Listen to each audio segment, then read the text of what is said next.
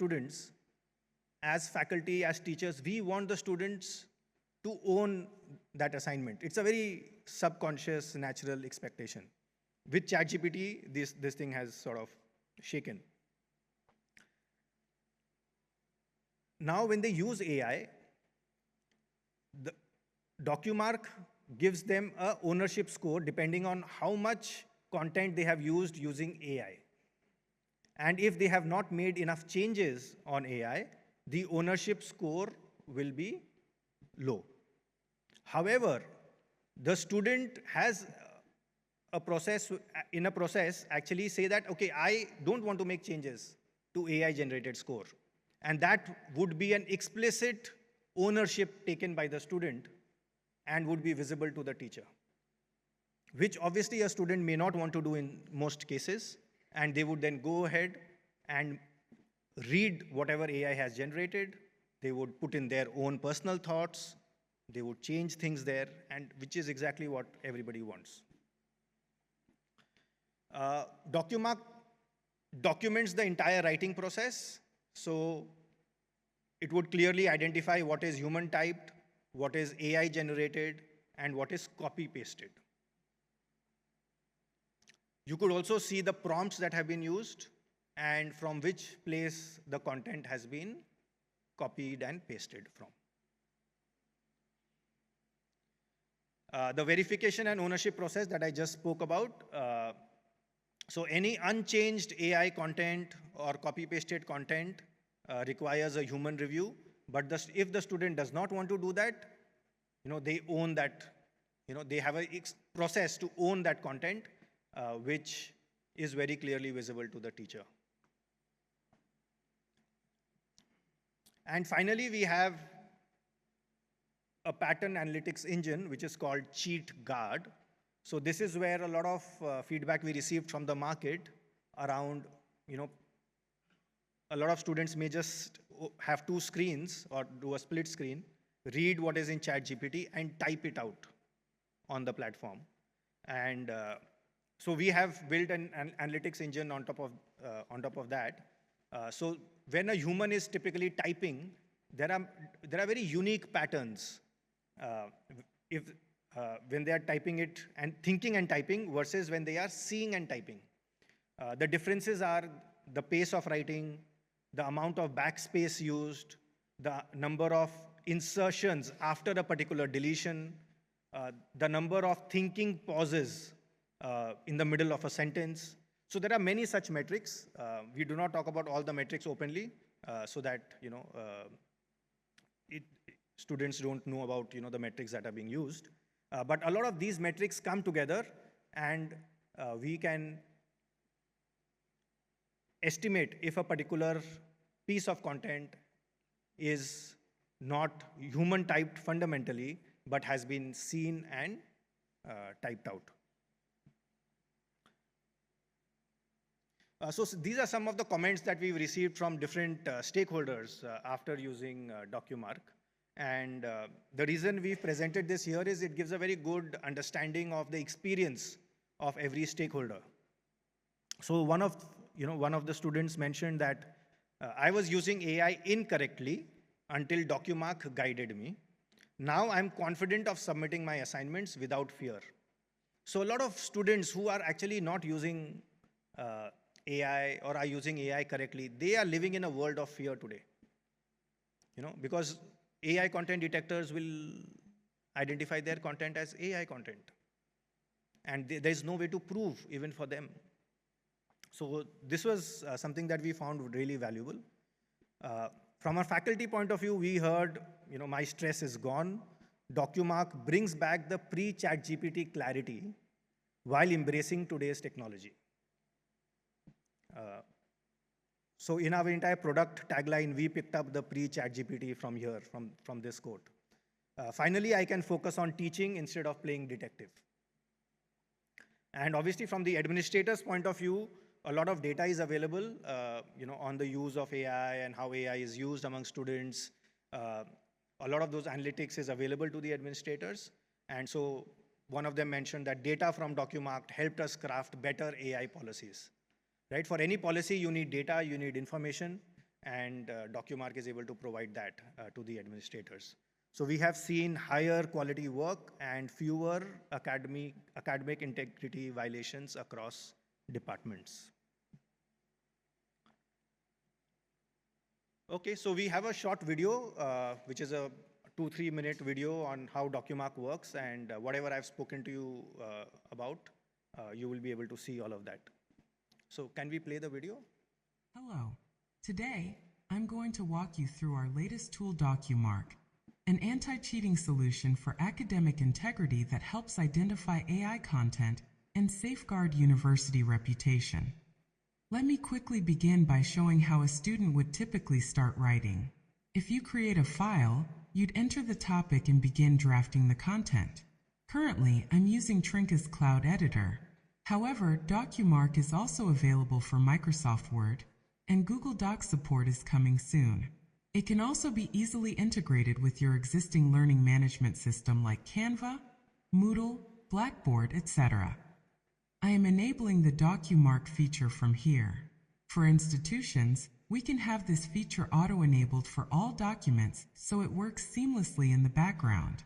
A student would start writing normally by typing some content. Let me type something quickly. While typing, I've made a few errors here and there, which is how a human would typically write. Now, let me paste some content which could come from Notes, ChatGPT, or any reference material. When you paste a content, it shows a pop-up where students can declare their source of writing and specify the reasons. These details are also available for the faculty in their report, which we will see later. Trinka also offers generative AI features using the \ask command. You can simply ask it to continue writing, or you can give specific prompts. It has generated a good amount of content. Now, the first step I want to show you is you see the DocuMark icon on the right panel. This is a crucial part of the writing process. This guides the student to review, edit, and verify the copied or AI content so that they take ownership of their work and can learn responsibly. Now, let me edit some content to make the tone more suited to the way I write. Let me delete some unwanted content too. Now let's see the DocuMark report. This report is visible to students as well as the faculty. The first section measures the scores of the student effort put on top of AI content, giving the teacher a very strong understanding of the student's learning. This score is similar to what you have in a plagiarism report and can help you quickly decide whether to accept the assignment or send it back for revisions. Here, since the student's efforts in writing and reviewing was low, the scores are also low. Below is the analytics report where you'll be able to see the high-level scores across the different sources of text. From the pie chart, you can see that the amount of AI content is also very high. It has a replay function that shows a word-by-word replay of how exactly the document was written, including AI-generated and copy-pasted content. Text is color highlighted to clearly indicate the different sources. Now let's look at the verification and ownership process. Here, the teacher can see a revision table and sentence-level analysis of how the student has edited and reviewed all the content. As you can see, some sentences were typed, some were manually edited and verified, and some are still unverified. Heavily edited sentences are auto-verified. This level for auto-verification can be customized by the university or the faculty as well.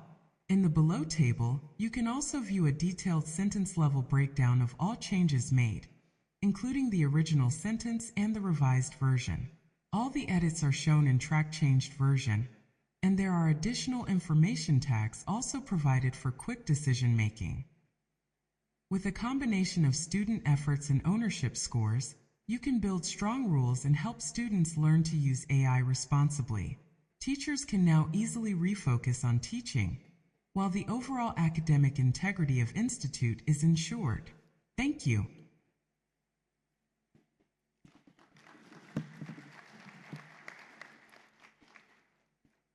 So at the end of the video, you would have seen those track changes, first version, original version and final version, and that is the crux of DocuMark.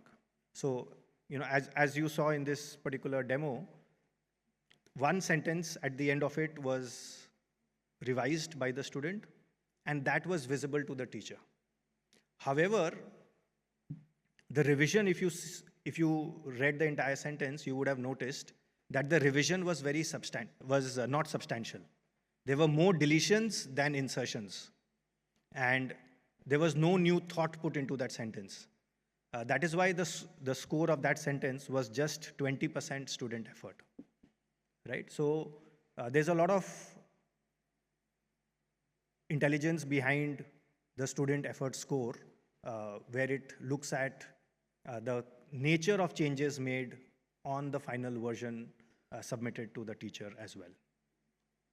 DocuMark is part of the entire writing platform called Trinka. So Trinka has many other features. It has grammar, paraphraser. It's made for academic and technical writing. So we have different style guides like APA, IEEE, AMA, etc. We have the paraphraser as well, and a consistency check. And all of this is focused towards academic writing.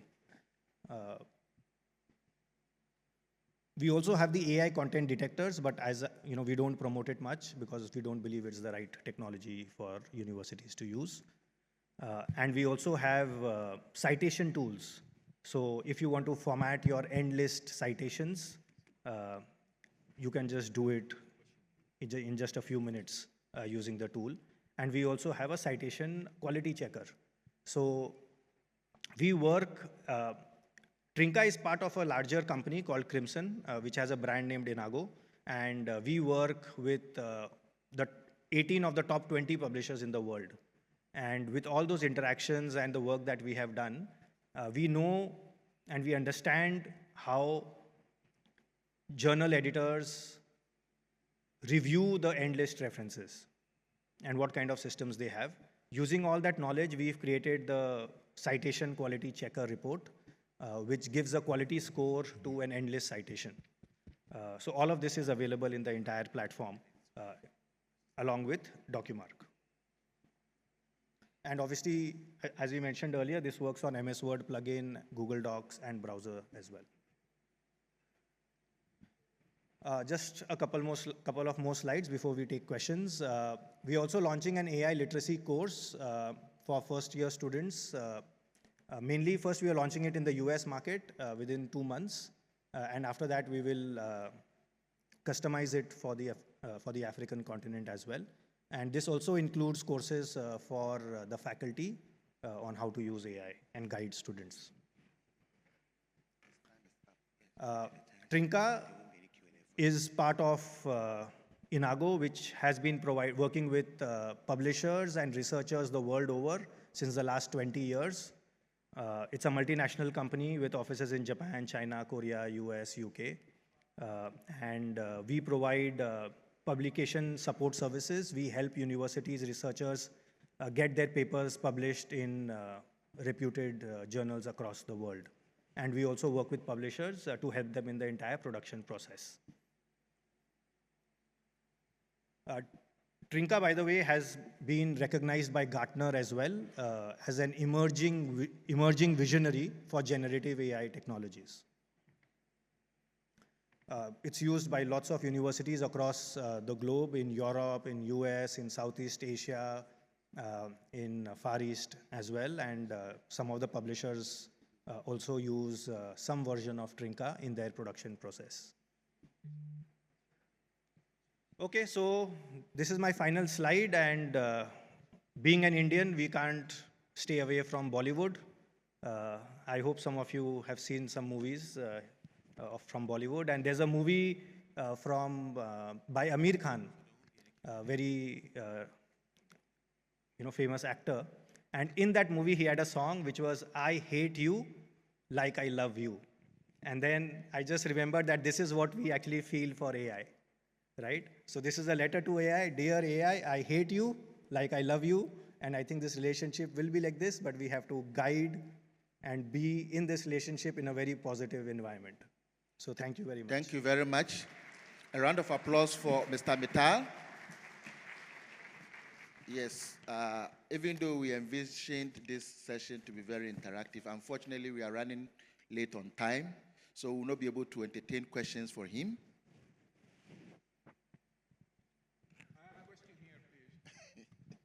Okay. Hello. Yes, please. My name is Professor Moran Al-Akaidi, Vice Chancellor of Ugwa University from Nigeria. I have seen a lot of software written in similar manners, but the problem is here really is the source of writing. That cannot be accurate 100%. Nobody can give the result on that. We have worked on the similar product for years, in the last 2-3 years. However, that will cause a lot of problem for the writer. The content is always going to be biased. And then you have to use a lot of filtering to get what you want. In the end of the day, it cannot be 100%. Have you looked into that? Have you added any filters to it so you can reduce the source of writing for references or whatever? That's my question. Thank you. Okay, so in terms of identifying source of writing, it depends on, the accuracy depends on how you are identifying the source of writing. So how we do it differently is that DocuMark has to be enabled during the process of writing. So when, whatever you saw on that video, when the student was writing something, every second, every millisecond, data is going to our server on what is being done on that document. And because of that, we are able to identify the source of writing very, very accurately. It is not a tool where you can just take a document and identify the source of writing. It has to be enabled during the writing process, which then brings in the accuracy. I hope I have answered your question. So in our platform, at least, if you are doing human typing, it is identified as human typing. If you copy paste, we know exactly the content that you have copy pasted, right? So that differentiation is extremely clear. Yes, let's discuss that outside. Yeah. Yes, so please, this will be the last question. We are running so late on time, please. Thank you very much, Trinika. Isiaku is my name. I'm from Nigeria. I believe you need a lot of feedback. Students are ahead of you. They can do it better. And they have a way, just as you are saying that detectors are not 100%. Yours are also becoming less effective because students have understood your mechanism and they are well ahead of you, that they are already beating your tricks. I've tried it and I can tell you that students are already beating you to the game. Thank you. Yes, I agree on that. Students will always come up with very intuitive ways to beat it, and it is our job to be in that race and develop things which will probably, allow them to use AI responsibly. So the two of them will be on stage. Thank you very much. Thank you so much for this active session. We want to quickly move into the next session. We are running late on time, as I indicated earlier. We want to welcome, so this session, plenary session 15, stakeholders engagement, which talks about excellence and university reputation, the ranking of African universities by QS. We invite Mr. Rami M. Awad to come on stage. Let's give him a round of applause.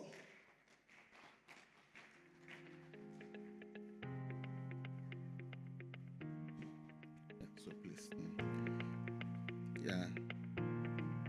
With pleasure, we also invite Professor Paul Omaji, President, Subsoil Africa Consortium University, to also join us on the stage.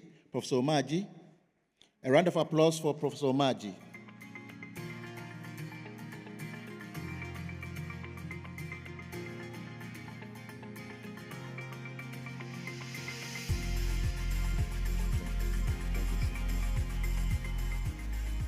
So we'll call Mr. Awad to the stage first, and then after his presentation, Professor Omaji will come in.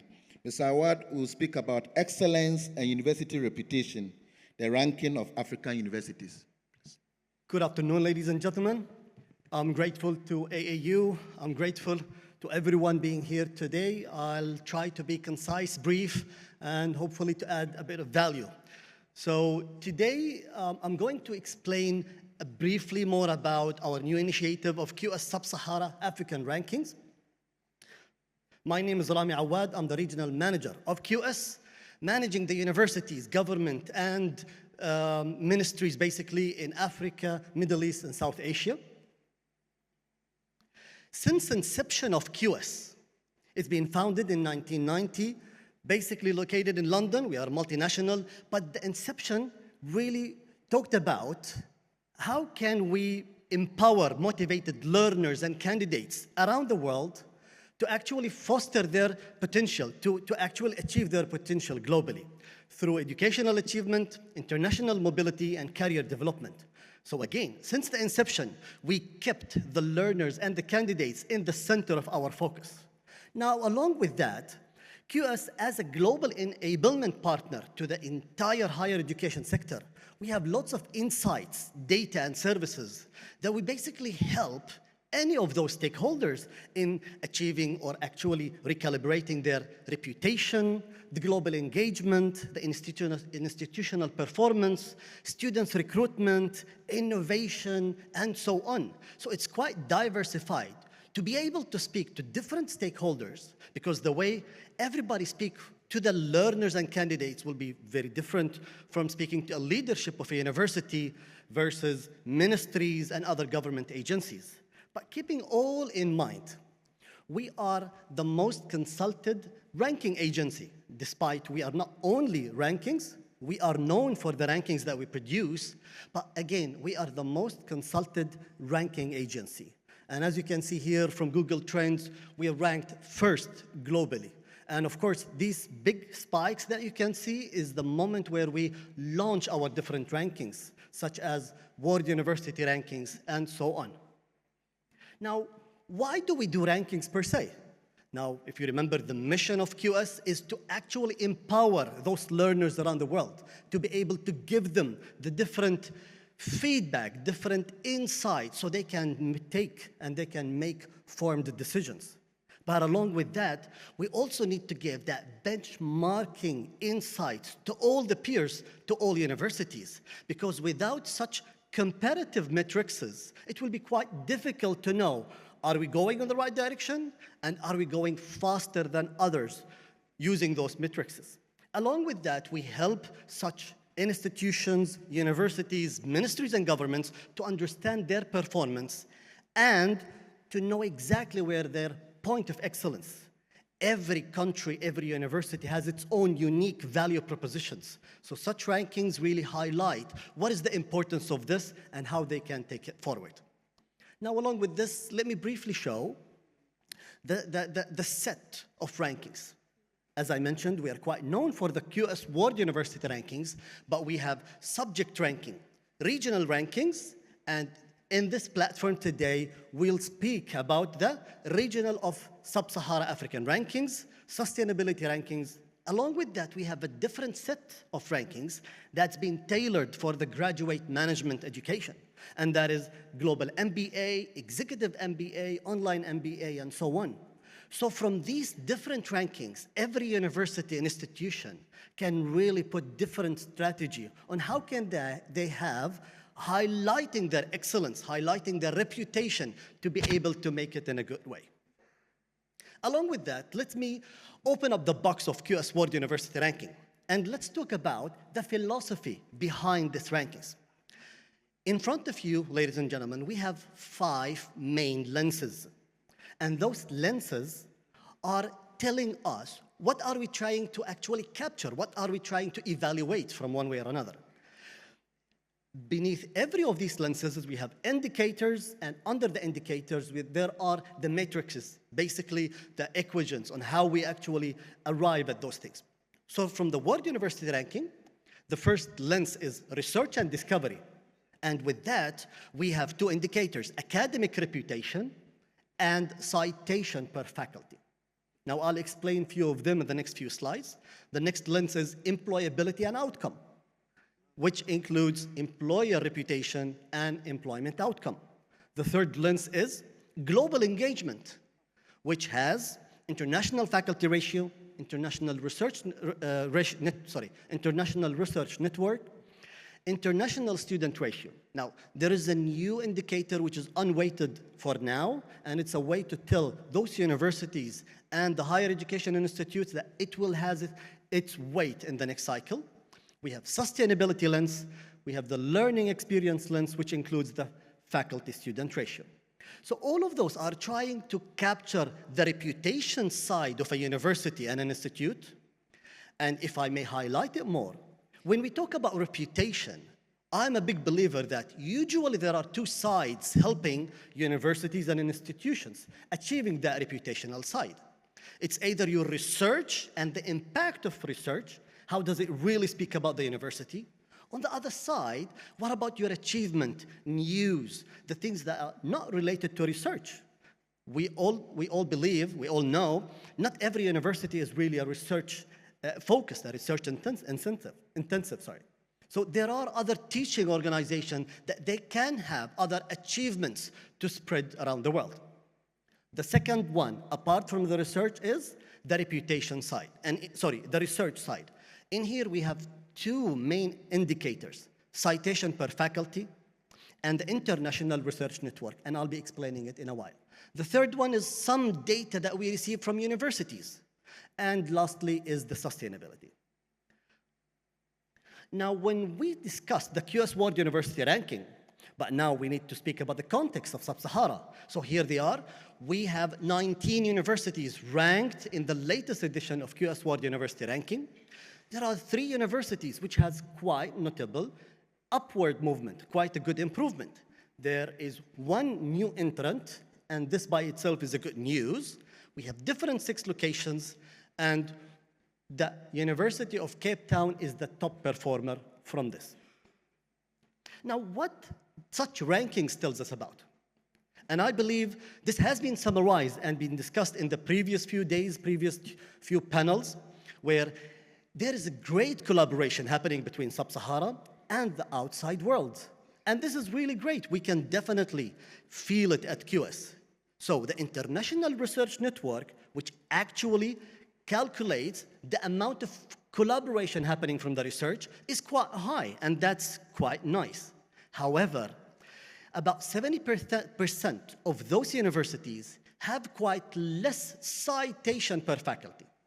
So, kind of like a quick observation is, we do have quite a good collaboration happening. There's a good co-authored papers happening, but the number of citations resulting from that is not up to the mark, and we need to find a way how to rectify it. There is a second point, which is, there is a really good percentage, really good score from the employment outcome.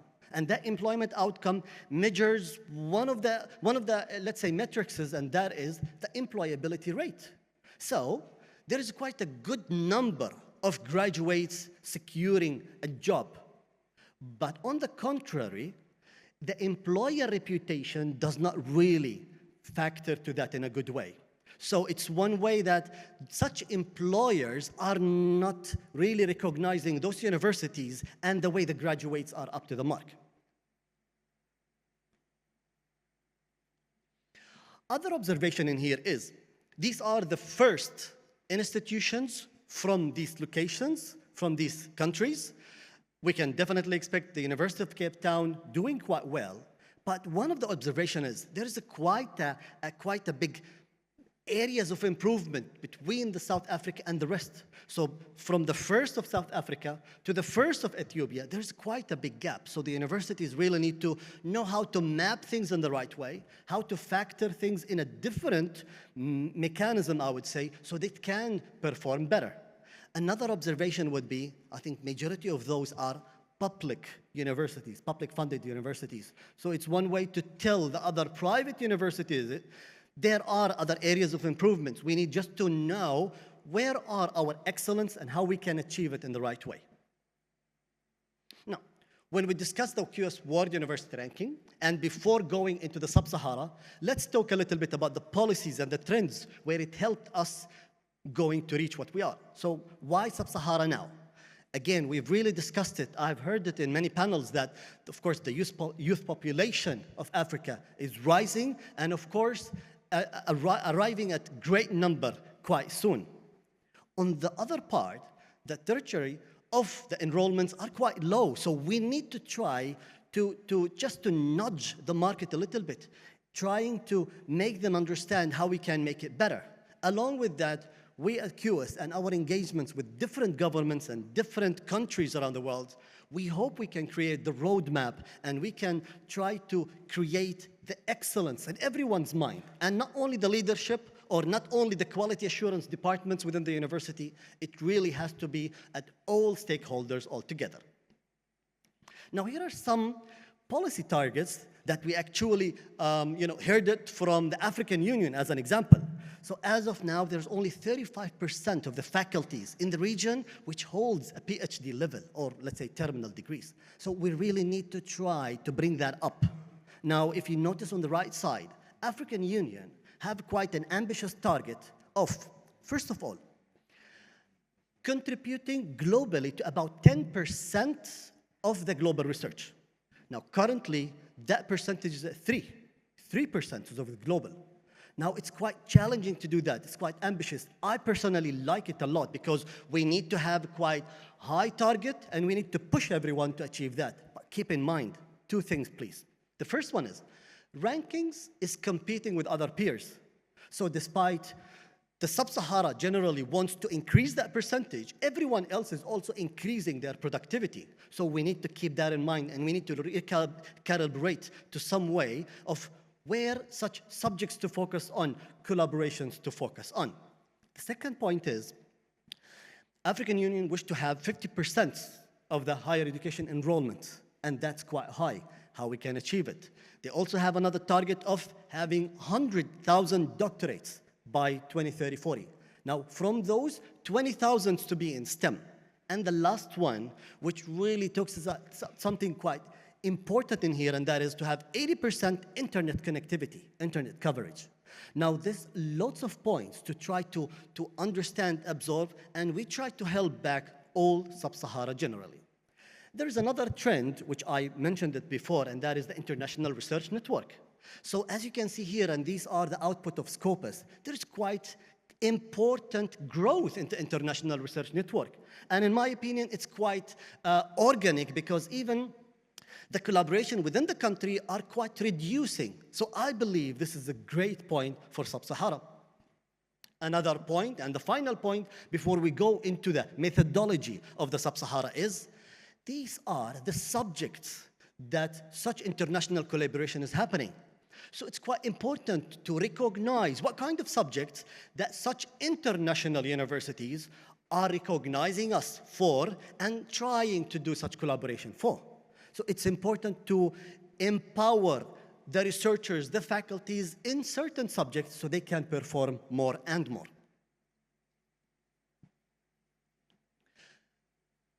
Now, a slide of the most papers production per university.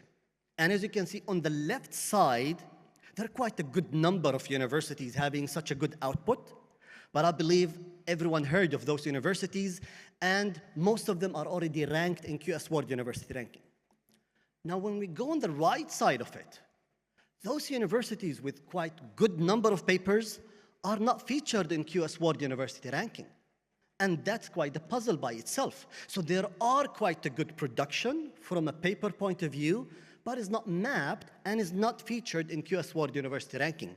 That is a question to try to answer in a later stage. And now we will present the QS Sub-Sahara Ranking, which will be a pilot launch starting from next year. So we kept the 5 lenses, but you might notice there are quite a small differences in here. Focusing on reputation is an integral part. It's a very important part. And I repeat again, how I wish every faculty, every researcher, every stakeholders, including students, can really improve the reputation of a university. How many times I heard a student really fighting, battling that my university is the best university. How can we duplicate that and replicate it to everyone else? And this is where we have the academic reputation at 20%, employer reputation at 20%, because we need the graduates themselves, again, to be ambassadors of the university, to be ready from the hard skills, soft skills. They can perform well in the industry, so they can speak well about the university. There are other few indicators in here, which is quite different than the World University Ranking. Citation per paper and paper per faculty. Now, why are those? In the World University Ranking, we have citation per faculty. So in here, we try to kind of like distribute it a little bit to help the universities focus on the volume side of it, which is the paper per faculty, but along with the quality side of it, and that is citation per paper. It's not only working on the volume side. Sometimes one paper can be actually helpful to a university more than 3 or 4 other papers as well. We have the International Research Network, but in here it has been increased because it's one of your good areas, and we need the universities to really tackle that point. Opening an MOU, signing an MOU, which can help in sponsoring a paper, would be a door opener for way much more. We can use that MOU to try to tackle, hosting conferences together, faculty exchange, student exchange, team building activities, and so on. So it can be really important for a university. We have Web Impact.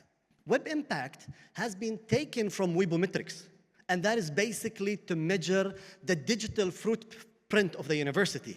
Right now, we all know everyone is on their devices, everyone is achievable on social medias. So how are you present in such internet? How is your backlinks helping you as a university to reach to a greater audience?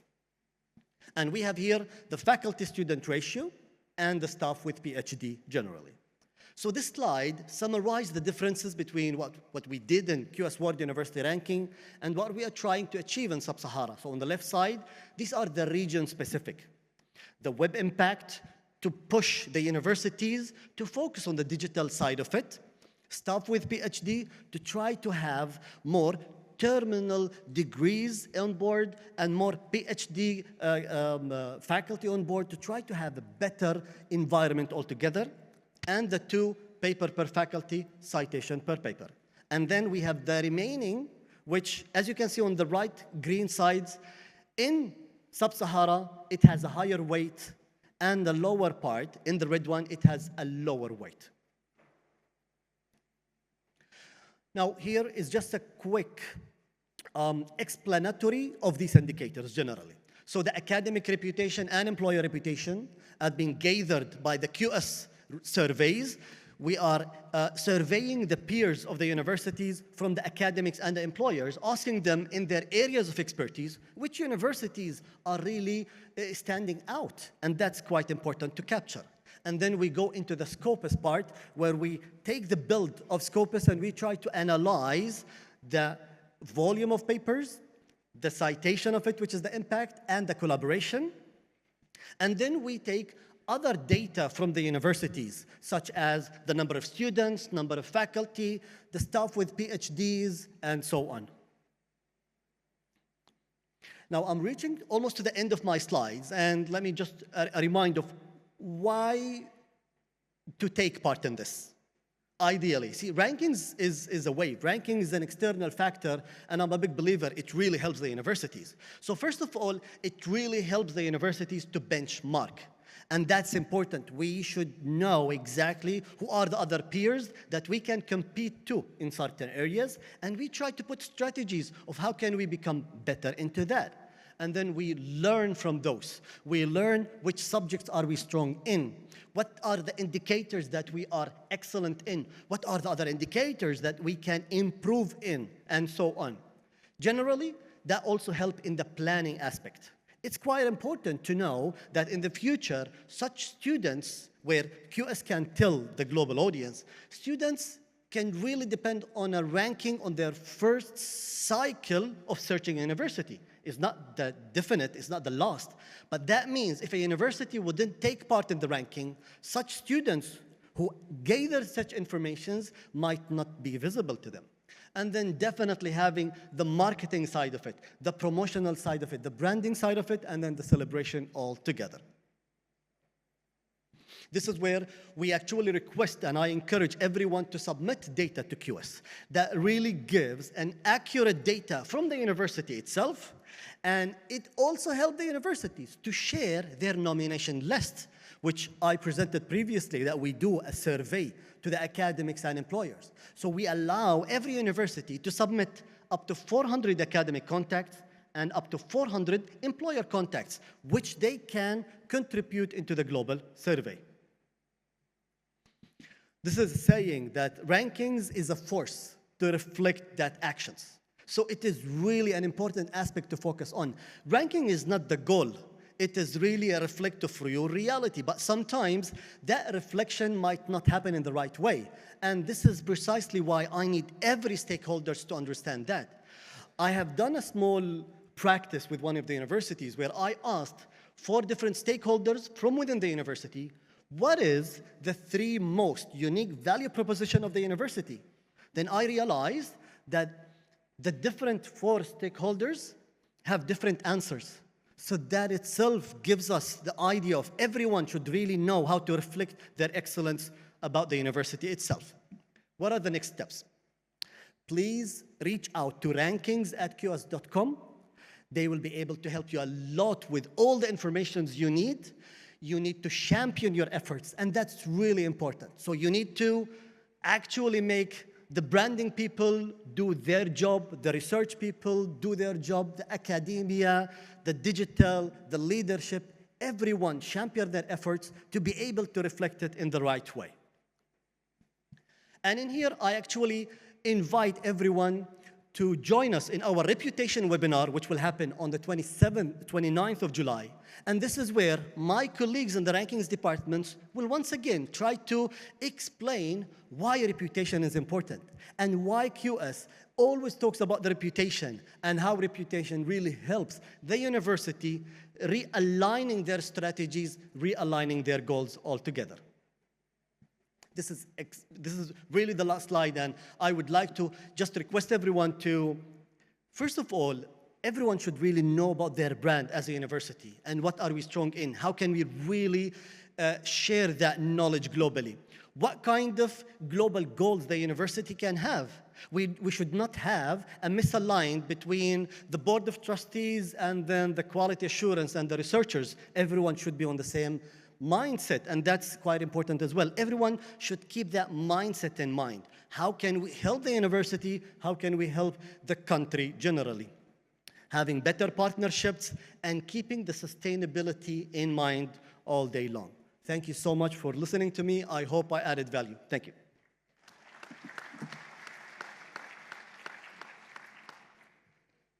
Thank you so much, Mr. Awad. Indeed, you added value, talking about university reputation and excellence. This is an enduring feature of universities globally. So thank you so much. Our next speaker is online, and Rocio Gordioso is the Director of Community Crossref, and will be speaking to the issue of discovery through sustainable infrastructure and open metadata. We're doing that in 10 minutes.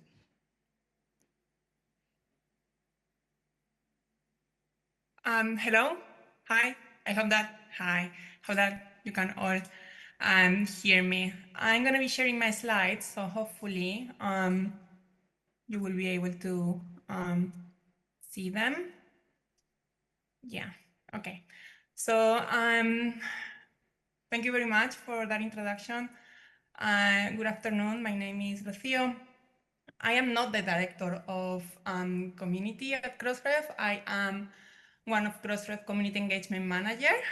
And first of all, I want to thank the organizers for the opportunity to present to you and be part of the AAU conference this year, even if remotely.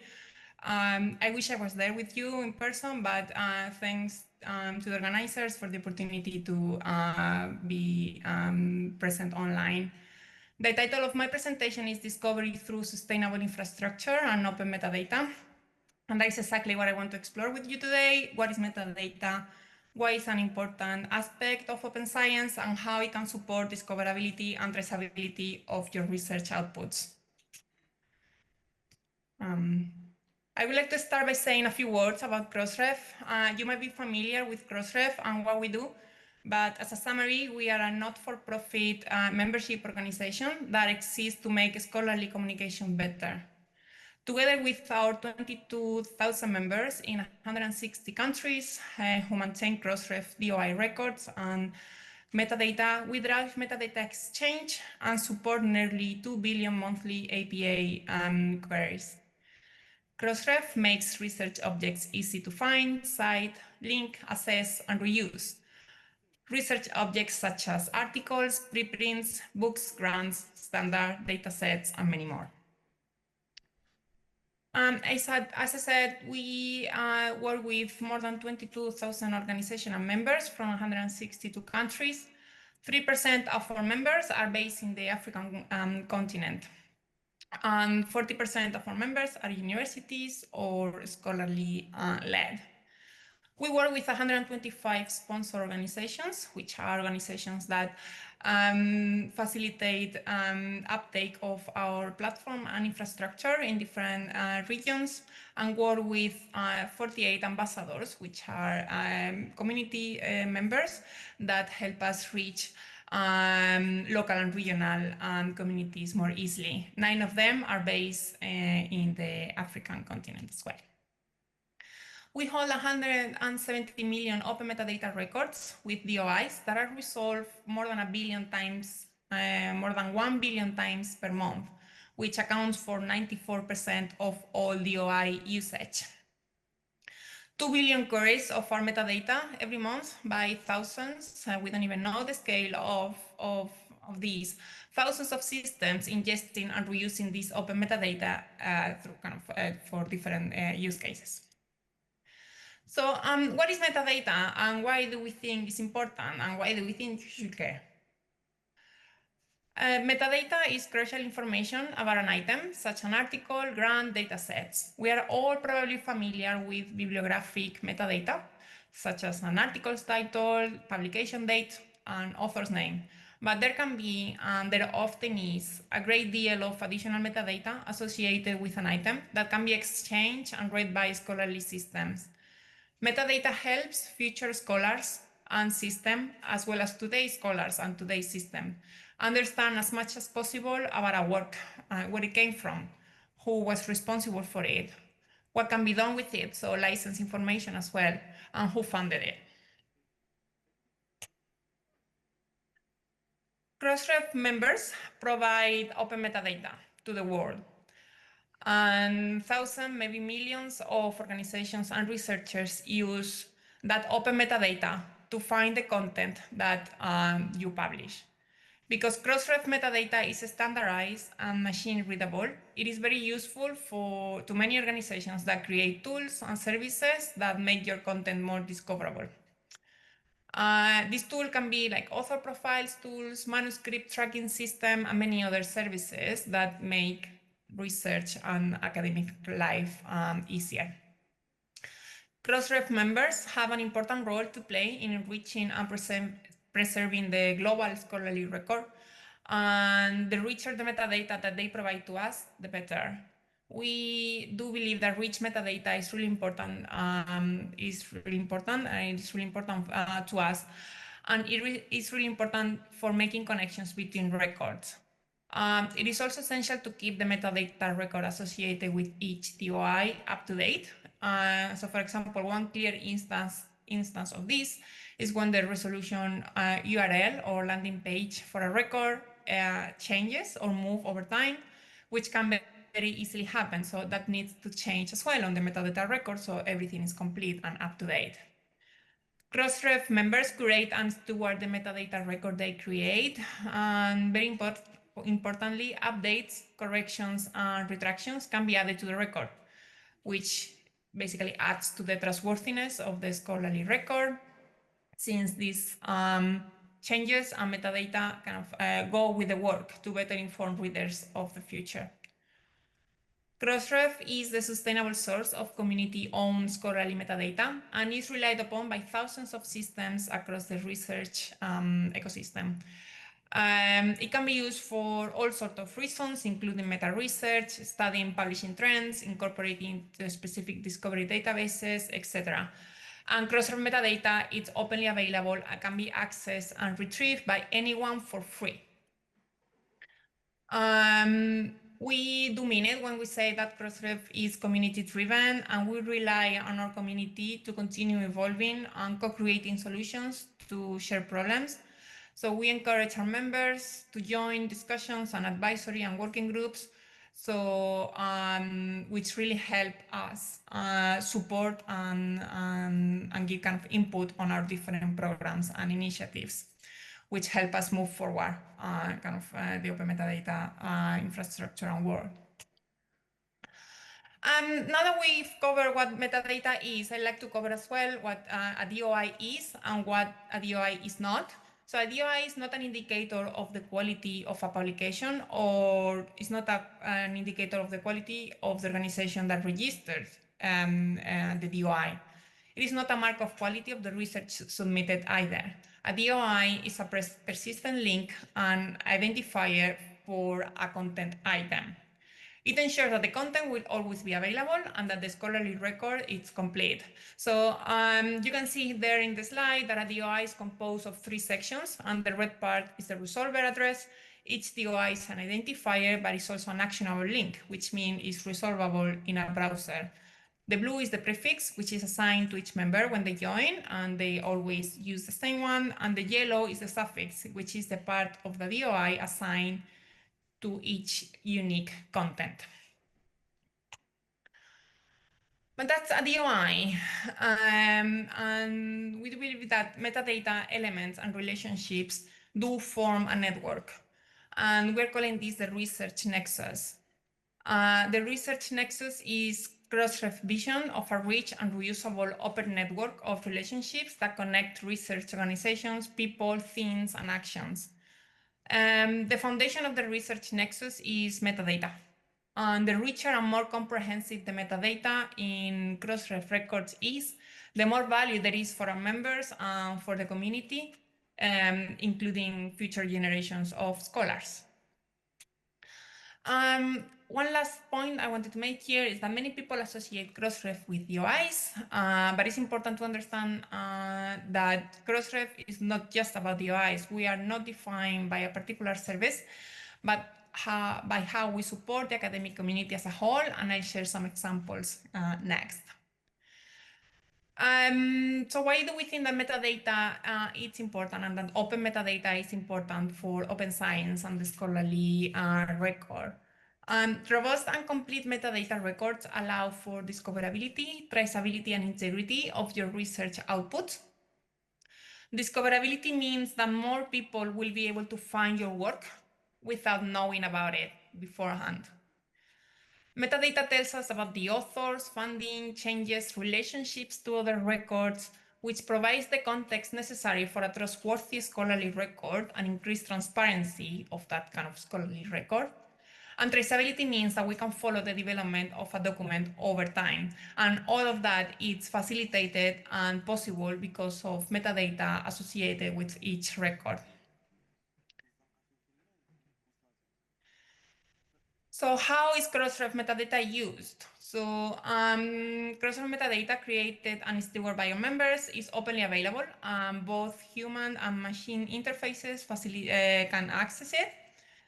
And a network of services across the research ecosystem make use of that open metadata. So services such as kind of library discovery tools, metric and analytics tools, hosting content, author profiling tools, etc. All of those type of services and tools use Crossref open metadata to deliver that service to the research community. But Crossref also has a number of services that are available for the community, and I wanted to highlight 3 of them. The first is retraction, the Crossmark, sorry. Crossmark is a service that allows for retractions and other post-publication changes to be visible together with the content. So if something changes once that content has been published, it can be seen in Crossmark. Cited by enables the community to discover connections between research outputs, so you can track the impact of every content item. And finally, the grant linking system allows funders to share open metadata about their support of all kind, funding, awards, on any other kind of support provided to researchers can be registered thanks to the grant linking system, which is streamlined impact tracking because it's easier to track the impact that every kind of award is having in terms of research outputs. How can the community use our open metadata? So the search interface on our site allows to search for works and grants using bibliographic data. But we also have an option for everyone to preview how much of the key metadata elements our members register through our participation reports.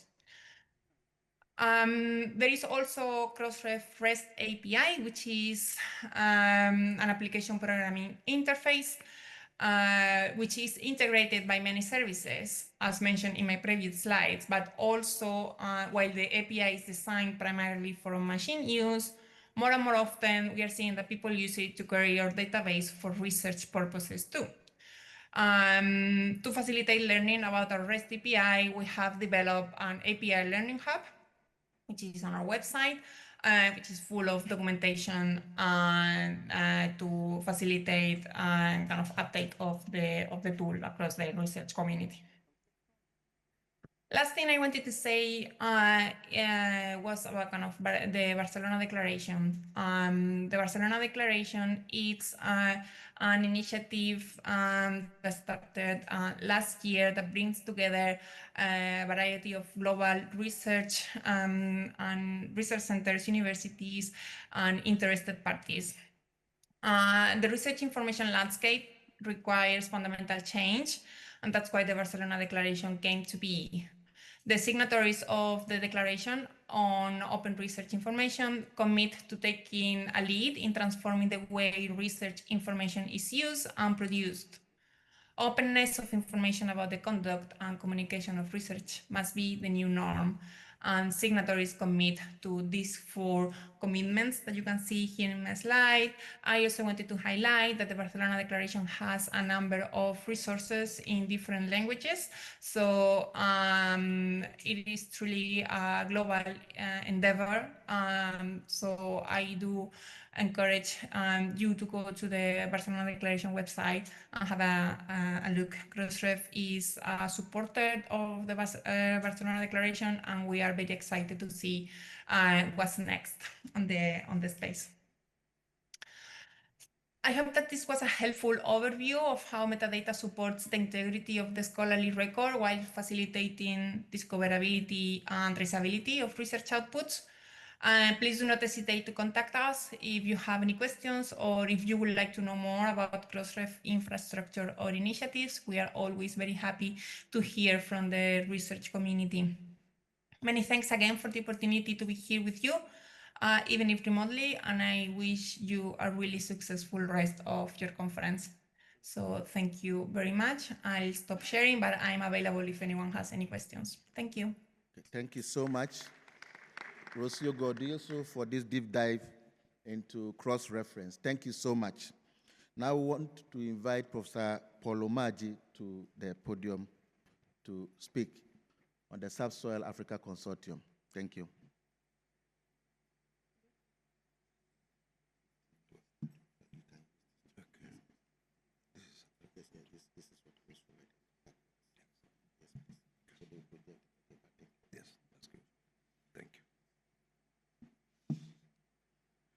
Good afternoon, everyone.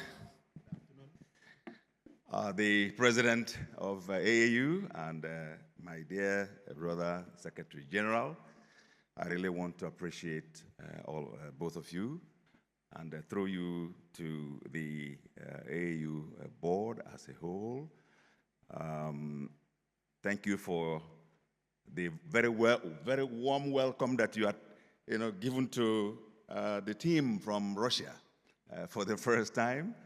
The flight problem made it impossible for me to be here on the first day, but I'm glad that my colleagues, Lubin over there and Sege, did the presentation, and the presentation was well received. I want to thank you for that very warm reception that you've extended to us. Let me also acknowledge the presence of my wife, Mrs. Omaji, who did her own presentation yesterday. On a very light note, the day before yesterday, we were going back to the hotel, and some of our colleagues referred to Mrs. Omaji as the First Lady. And she said, no, I'm not the First Lady, I'm the only lady. I want to thank AAU for giving me the opportunity to know that level of vote of confidence that she has in me. And indeed, it's been a joy to work together. As you can see, I'm going to talk about the Subsoil Africa Consortium of Universities. This particular agency was established very recently.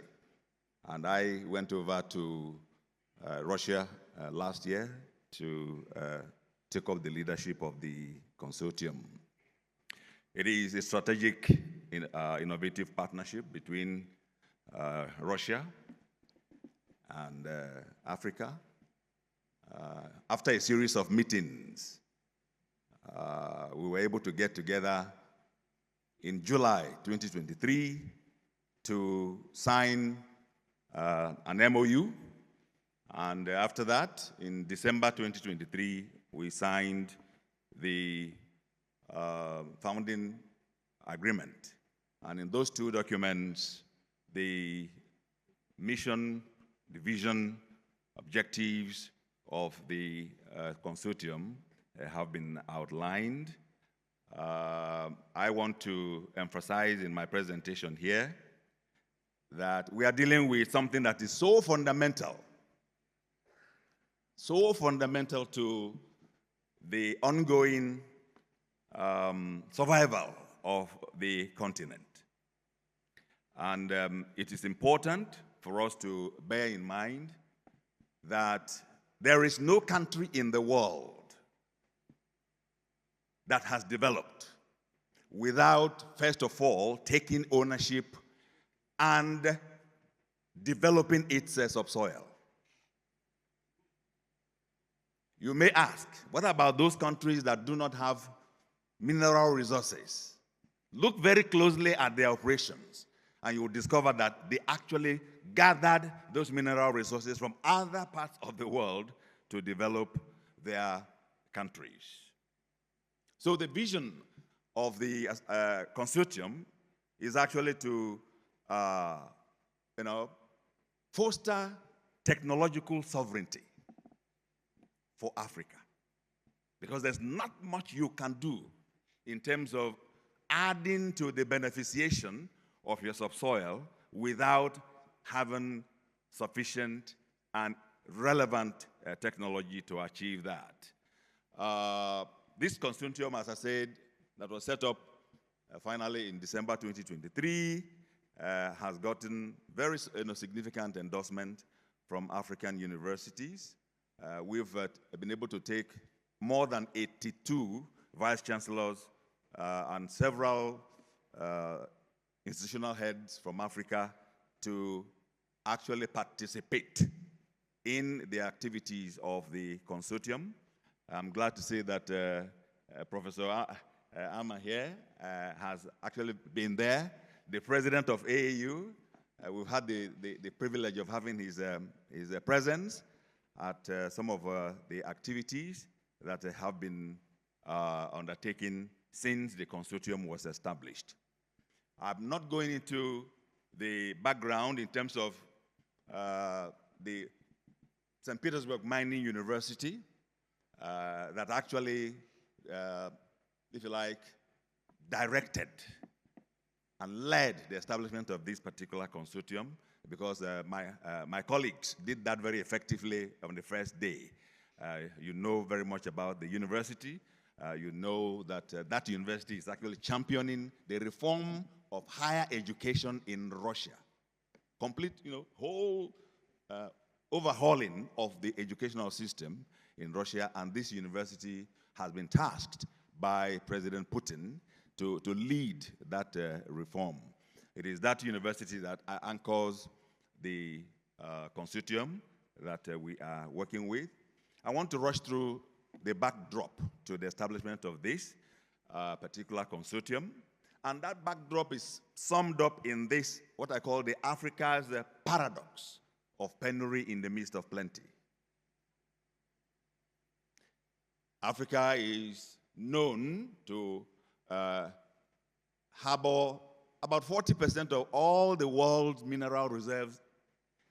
And in fact, you would also get to know that some of the rare earth minerals or metals that we're talking about today that are driving the modern technologies, whether it is in the area of defense or in the area of telephone and all other things, they're based in Africa. And we have this situation that with all these endowments, in fact, some agencies have predicted that by the end of 2025, the global poverty will be an overwhelming African problem. Over 80% of the poorest of the world will be living in Africa.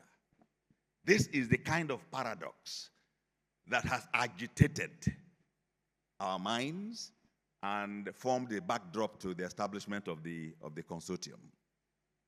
Of course, we do know that when you look at the paradox very well, it derives generally from the narratives that we've been exposed to over so many years. We do believe that Africa is not a poor continent. It's the richest per capita in terms of mineral reserves in the world, but that the poverty narratives using the GDP for us is a contrived strategy to maintain dependency and aid syndromes that we have been battling with. Of course, we do know that Africa was robbed of her sovereignty through a number of ideologies. And it is important that Africa as a continent will continue to struggle to rise above these ideologies and to ensure that we actually overcome some of these challenges that are there. The one that is most prevalent now is this perverse international division of labor. Africa as a continent, you are consigned to be providing raw materials. And then the rest of the world would develop these raw materials, process them into goods, and then send them back to you. And you get them or pay for them at a very high cost. These are some of the challenges that we actually grapple with. And we felt that it shouldn't continue. One of the consequences of the paradox, as I think Professor Matengu spoke about this yesterday, is the fact that even with the high mineral wealth, Africa continues to, host the lowest human development index in the world. And you can imagine what the situation is now. It's a far cry from Africa's vision of, what we call the Agenda 2063, the Africa we want. I prefer to say the Africa we need. Those 7 aspirations amount to not what we want, but what we actually need. And it is important that we are able to grapple with this. How can the Africa's vision be realized? Other than, first of all, grappling and struggling to make sure that we regain sovereignty over the extraction and processing of Africa's own mineral resources. Think about it. Whatever we come up with in terms of developments, in terms of innovations within the educational system, if Africa does not have sovereignty over its own resources, we are going nowhere. And how can this sovereignty be achieved? We believe that it is important for Africa to be able to develop full, personnel for everything to do with the beneficiation of its mineral resources. And this is where higher education has continued to maintain a very, very critical role in achieving the sovereignty. And then we, of course, do know that, yes, a number of efforts have been made to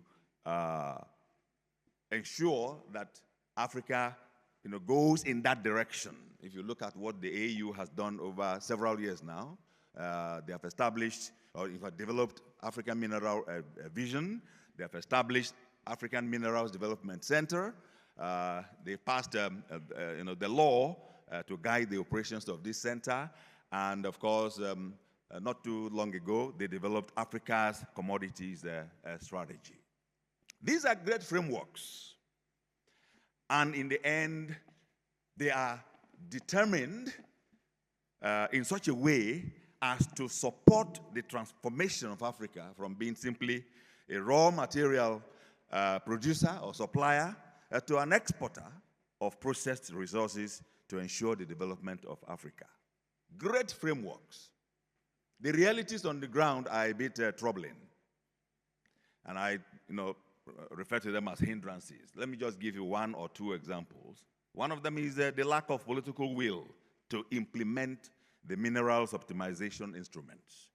And as we saw earlier, those frameworks were being developed going back as far back as 2009. Okay? The enforcement of those frameworks required some ratifications by African countries. For example, the African Mineral Development Center and the enabling law can become very operational after 15 ratifications. What do we have now? Since 2009, only 4 have ratified. And the question that bothers us is, why is that so? Why is that so? You come up with the thinking that you need to have control over your own mineral resources and that you needed instruments to achieve that goal. Those instruments were put in place, there are laws, they were passed, but now to activate them, many African countries are dragging their feet. Why? We have the African Commodities Strategy that was developed in 2022. Up to now, there is no implementation unit that has been established by the AU. Why is that so? And until we really come to grips with what is it that is stopping the continent from moving forward, we will be just running in circles. And from the point of view of the consortium, we believe and accept that it is necessary, at least in very small ways, to develop the necessary human capital to be able to grapple with the challenges. Statistics tell us that on average, we have 60% deficit of national qualified managers and specialists in mineral resource complex across Africa. Against this backdrop, we began to ask ourselves certain questions. What contributions can the consortium make towards achieving the African vision? And I've just outlined a few there. Critical among them is the training of professionals. And this is where Russia has stood very strongly to support us, to support Africa. And the mining university has taken it upon itself to actually, undergird these efforts to ensure that there is deep technological knowledge in the subsoil exploration, production and business processes, strategic thinking skills, development of competencies across the value chain, the full value chain of developing mineral resources and making sure that we have standards and legislative processes that can support the development of the subsoil use in Africa. Empowerment of the young people is another key element. And I'm so glad that the AAU has continued to focus on the significance of our young people. When we held the international forum in October, November last year at St. Petersburg Mining University, we made sure that a number of young people were brought. In fact, a competition was arranged for some of our young scientists to come and display what they have been doing, what they would like to do, what are the constraints that they have, and how can Russian government, through the Russian institutions, universities, support them to overcome some of those challenges. Quite a number of African countries were represented at that particular competition. And we also made sure that the Secretary General of the All African Students Union was present with us. He's not in this particular conference. I'm talking of Koji. He was with us, and he took with him a number of points that he was going to share with his own group. We are definitely concerned that the contributions will become successful, achievable, by making sure that all stakeholders actually show sincerity of purpose and fidelity to the purpose of the consortium. We want to maintain the position that the consortium must continue to operate on the values of openness, equality, integrity, and mutual respect. And most of all, the consortium is determined to work through strategic partnerships. We have started working on developing an MOU with the AAU because we see that the works of the consortium are actually a subset of the vision and objectives that the AAU has been pursuing over so many years. Just that on this occasion, we have the privilege of getting the support of Russian government, because the setting of the consortium has the backing of President Putin in council. And in a number of fora, he has demonstrated and clearly stated their determination to support what this consortium is set up to achieve. Let me just conclude by summarizing the points that I've been trying to emphasize. Africa suffers what I call the unacceptable paradox of contrived poverty in the midst of plenty. The funds that African countries need to achieve the high human development indexes lie literally under the feet of the inhabitants of the continent. How do you monetize Africa's subsoil if you do not have sovereignty over your subsoil? How do you monetize your subsoil if you continue to lack the political will? And above all, how do you monetize if you do not have educated specialists that are indeed able to be engineers, geologists, to be able to beneficiate the subsoil as a whole? I believe that the solution will continue to lie with the educational system that we have been grappling with. As I indicate on the slide, the educational system that brought Africa into the current paradox cannot deliver Africa or deliver the required sovereignty and the consequential benefits. It must be reformed. So that's why we were so pleased to see that the emphasis of the AAU in this year's conference has to do with shaping and reforming the educational system. The reforming and the shaping of educational system must continually grapple with the issue of raising competent professionals that will do the work of development in the continent. I'm aware that many parts of the world compete with Africa, even in terms of the few specialists that we have. They offer them better positions, better conditions of service, and then they migrate. We'll talk about brain drain, yes? Brain drain may not be a problem in totality because there could be what we call brain circulation, but ultimately we need specialists that are grounded in the continent and are able to take the development of the continent through the deployment of their skills, the deployment of their talents to ensure that Africa does not remain on her knees.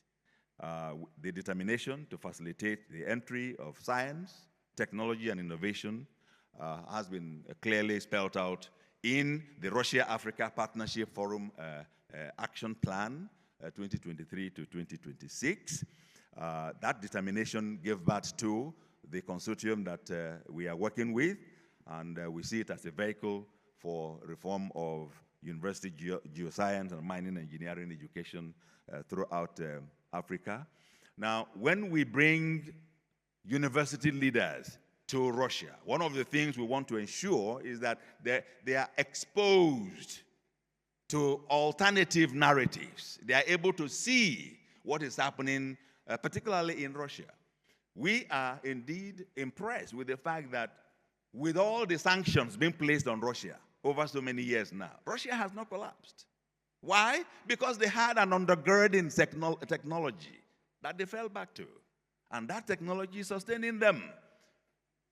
It's unfortunate that we have this conflict with Russia and Ukraine, but by and large, the continent is standing. By and large, we're looking forward to a time when the conflict will be over and more Africans will have an opportunity to tap into the technological resources that we have witnessed in Russia at the moment. I do believe that as the mining university, St. Petersburg Mining University and the UNESCO Center there continue to partner with AAU and to work with the consortium, definitely will be able to achieve or have some measurable impact on the reform on African education, which will be able to deliver the capacity for Africans to optimize the beneficiation of their own subsoil. Without having control over your subsoil, Africa goes nowhere. But I do believe that with all the efforts being made by AAU and other peak organizations working together with the kind of association that we head, Africa should be able to, one way or the other, get out of the quagmire of the paradox of penury in the midst of plenty. Once again, thank you for giving us the opportunity to be able to share with you a few things about the consortium. Spasiba, that is the Russian language. Thank you very much.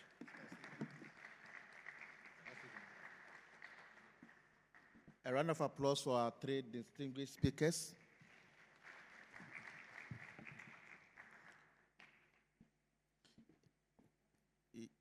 Before we break for lunch, we would perhaps have to decorate them.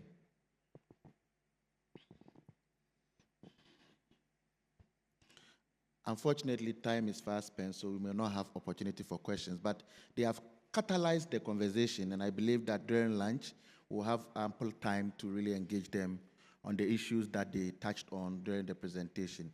We are most grateful to all three of them. Thank you.